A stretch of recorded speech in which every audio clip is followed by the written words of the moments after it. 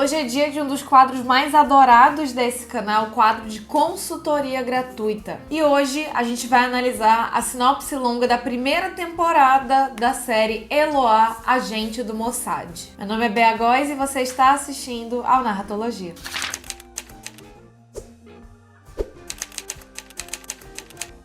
Se você não me conhece ou se é a primeira vez que você está assistindo a esse quadro de consultoria gratuita no canal, muito prazer, meu nome é Bea Góes, sou roteirista, professora de mais de 1.500 alunos e uma vez por mês eu analiso uma sinopse, seja de longa ou de série, de um dos inscritos daqui do canal. Para você participar desse quadro, tem um vídeo que eu te explico, tá aqui esse vídeo que eu te explico como é que você participa desse quadro do canal. Mas você precisa escrever uma sinopse do seu projeto em até 2 páginas e enviá-la para o e-mail beatriz@narratologia.com.br. E o que a gente faz nesse quadro aqui, Bea? Bom, vocês vão ver, vai ser compartilhado aqui na tela com vocês a sinopse do projeto da pessoa que mandou. Eu preservo a identidade da pessoa, então você já vê que o autor do projeto de hoje se chama Carlos, este não é o verdadeiro nome dele. Então primeiro a gente lê o projeto e o que eu sempre estimulo que vocês façam? Eu sempre estimulo que vocês vejam, leiam junto comigo aqui a sinopse e antes de vocês verem minha análise e meus comentários, vocês façam a própria análise de vocês aqui nos comentários do vídeo e depois a gente vê se as nossas análises combinam, que tipo de insights diferentes vocês trazem. Lembrando que o autor do projeto sempre assiste o vídeo, depois ele lê os comentários, tá? Então vamos sempre manter a energia de crítica construtiva e fazer comentários bacanas para ajudar no projeto do colega, tá bom? Então vamos lá. Então vamos iniciar aqui a leitura da sinopse que o Carlos enviou, Eloá, Agente do Mossad. Série de thriller político, ação e espionagem ambientado nos anos finais da Guerra Fria, com alguns elementos de ficção científica e terror, explora a complicada e pouco conhecida política israelense de caça a nazistas envolvidos com o Holocausto durante toda a década de 80. Foca principalmente na perseguição ao médico nazista Joseph Mengele por agentes de elite do Mossad, o serviço secreto de Israel. Só um pequeno comentário, tá, gente? Apenas um pequeno comentário antes da gente iniciar a análise. Isso aqui que o Carlos fez não se coloca numa sinopse, tá? A partir do próximo parágrafo, vocês vão ver que vai começar a sinopse de fato. O que ele colocou aqui é o que numa bíblia de série a gente chamaria de apresentação. Então, no momento que você tá introduzindo, você fala do gênero, você fala um pouquinho quais temas, né, quais assuntos a série vai explorar e você traz aí os principais personagens. Então, apenas lembrando, o que foi colocado aqui no primeiro parágrafo não se coloca numa sinopse, tá bom? Uma sinopse, como vocês vão ver, é que inicia a partir do próximo parágrafo. É quando você simplesmente conta a história. Já no final dos anos 60, geneticistas americanos começam a notar anomalias não aleatórias na segunda geração das cobaias humanas de Joseph Mengele, chegando à conclusão de que não fora apenas um sádico e estava realmente desenvolvendo um plano de pesquisa a longo prazo em epigenética. Podendo usar humanos em suas experiências, desenvolveu uma metodologia de engenharia epigenética em tempo recorde. E foi esse conhecimento que ele arrastou consigo durante toda a sua fuga da Europa para a Argentina. Quando o Mossad captura Adolf Eichmann, ele foge para o Brasil e procura secretamente proteção nos Estados Unidos, oferecendo o registro de suas pesquisas como contrapartida. O serviço secreto americano a princípio não dá importância a pedido e ele fica alguns anos à sua própria sorte. Mas depois que o governo americano é alertado pelo grupo de cientistas de que Mengele tinha conhecimentos valiosos para os estudos epigenéticos, ele é levado para trabalhar com geneticistas americanos. Para que nada vazasse, a CIA planta pistas falsas para desviar o foco dos serviços de inteligência mundiais. Em 85, montam um embuste das ossadas e encontradas em Embu das Artes de um suposto Mengele morto, afogado em 79. No final dos anos 80, Mengele torna-se improdutivo para o avanço das pesquisas que o notabilizam. Afasta-se do meio acadêmico e se dedica somente a causas ambientais. Para o governo americano, ele passa a representar o peso morto. E vivo ainda é a prova do embuste internacional plantado pelos seus agentes e o uso antiético que fizeram da ciência nazista e dos cientistas alemães durante a Operação Paperclip. Então, a CIA decide matá-lo e enterrar todo esse caso embaraçoso de vez. Não fariam isso em solo pátrio, no entanto. Aproveitam o seu desejo de participar da Rio 92 e esperam para consumar o plano no Brasil. O objetivo secreto é eliminar o médico nazista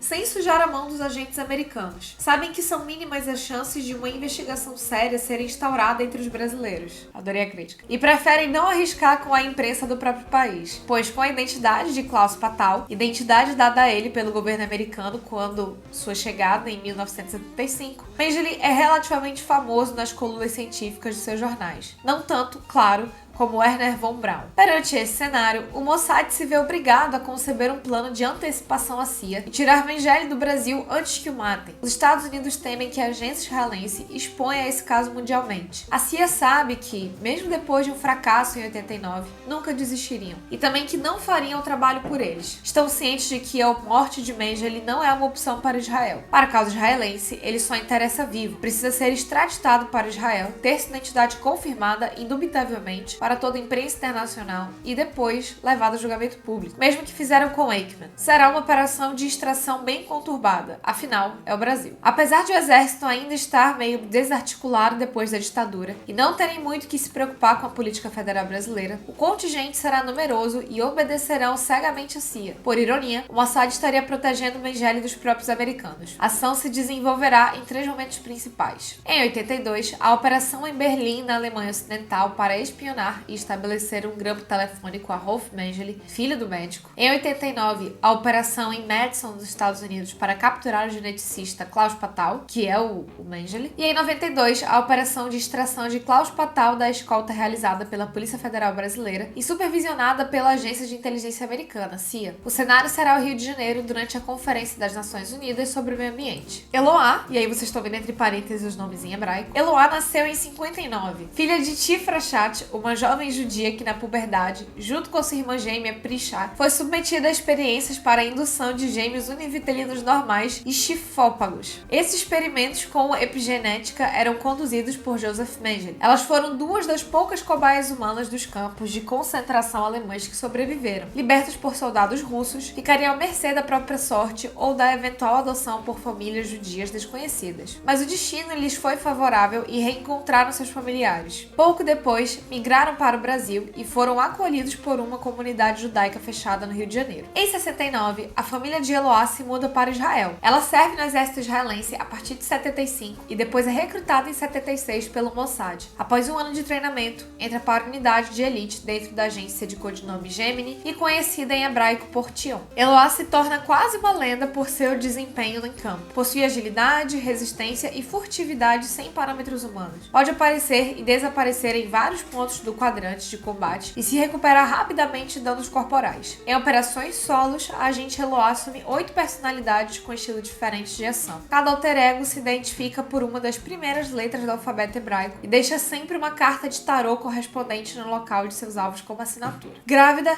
Prisha não foi tão afortunada quanto a irmã. Teve uma gestação difícil e morreu no parto. Seu filho, que chamou de Adão, antes de morrer, nasceu com sérias e grotescas deformidades congênitas. O bebê foi adotado pela tia Tifra Shat. Com problemas de saúde, Adão sobreviveu graças ao empenho e carinho da mãe e da irmã adotivas. A comunidade também se mobilizou para cuidar e garantir um crescimento saudável, apesar de muitas dificuldades. Adão acompanha sua família adotiva na mudança para Israel. 7 anos depois, sua prima e irmã fraterna usa uma influência recém-adquirida para que fosse admitido e treinado no exército israelense, continuando o treinamento que iniciou com ele na infância. A exemplo da prima, logo depois entra para o Mossad, e um pouco mais tarde para a unidade de elite dentro da agência que passou a ser liderada por Eloá. Como agente, ele adota o codinome de Golem. Contudo, só é requisitado para atuar em situações insustentáveis. Sua aparição em campo é marcada pelo uso de força extrema e fúria insana. Apenas a intervenção de Eloá pode moderá-lo quando em ação. Assim a gente chega ao fim da leitura da sinopse do projeto do Carlos. E antes da gente prosseguir para a análise, não esquece de parar, comentar aqui qual a sua percepção sobre essa narrativa até o momento. E também quero lembrar e fazer um convite para vocês de que do dia 4 ao dia 8 de novembro eu vou ministrar a última edição do curso gratuito Como Vender o Seu Roteiro. E essa última edição vai ser uma edição muito especial, porque além de eu te ensinar sobre mercado audiovisual, te falar sobre como que você faz para vender seu projeto de filme ou de série, eu também vou pela primeira vez analisar logline, sinopse e bíblia de série de quem estiver assistindo ao curso. Exatamente. Então, além de ser um curso com certificado, com aulas ao vivo, que você vai aprender como é que você faz para vender o seu roteiro ou para conseguir seu primeiro trabalho como roteirista no Brasil, você ainda pode ter a chance de ter seu projeto analisado, assim como eu estou fazendo aqui. Então, clica no link aqui embaixo para se inscrever nesse curso gratuito. Carlos, iniciando aqui a análise do seu projeto, eu preciso fazer um aviso. eu não vou conseguir analisar muito seu projeto. Porque tudo que você narrou aqui é backstory. Você não deixa claro quando a narrativa começa. Não tá claro se você começa a narrar desde o final dos anos 60, se você vai narrar todo o experimento que vai ser feito para gerar a Eloá, se você vai narrar toda essa situação do Mengele com a CIA. Nada disso tá claro. A sua sinopse é uma sinopse de backstory. Na realidade, tudo que você narra aqui não deveria pertencer à sinopse. Eu sei que é duro de escutar, mas é isso. Porque nada do que você conta aqui tá claro. Eu não sei se isso que tá aqui é a primeira temporada, porque se for a primeira temporada, tá um pouco difícil a situação aqui do seu projeto, porque você não tem conflito central claro. Ah, beleza, essa captura do Mengele. Não ficou claro se isso é o conflito central da série ou da temporada, ou se isso é só backstory. Não tá claro se a narrativa vai começar nessa conferência. Não tá claro se a narrativa vai terminar nessa conferência. Se essa conferência é o último episódio da última temporada. Então nada disso ficou claro. Principalmente porque na sua sinopse você faz algo que não é recomendado em hipótese alguma. Você para a narrativa e volta para explicar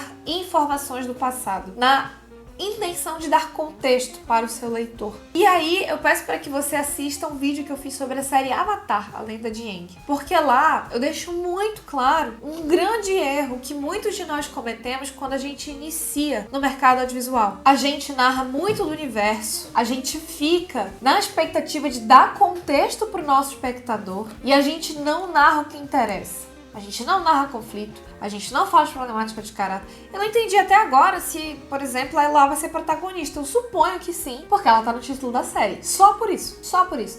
Porque se ela não tivesse, eu não conseguiria dizer isso. Porque você não explica qual é a relação da Eloá com o Mengele. Você não explica isso. Você não explica qual é a relação do Adão, enfim. Você não explica isso também. Então, fica complicado de eu conseguir avaliar o seu projeto se a gente não tem essa clareza. Levando em conta, e daí eu vou tomar essa sinopse como de fato que vai acontecer na temporada, apesar de estar essa bagunça temporal e algo que eu sempre ensino para os meus alunos. Você vai fazer sinopse de temporada? Vou ensinar a fazer sinopse, inclusive, lá no curso gratuito Como Vender o Seu Roteiro. Primeira vez que eu vou ensinar a fazer sinopse de maneira 100% gratuita. Essa bagunça cronológica, e isso acontece já quando você está narrando a história do Mengele. Já quando você tá narrando isso, já acontece essa bagunça temporal de ir e voltar, ir e voltar. Algumas vezes, quando eu reli, o seu projeto, antes de começar a gravar o vídeo, eu fiquei, assim, um pouco confusa. Eu tive que voltar e reler. Ah, tá, beleza. Então,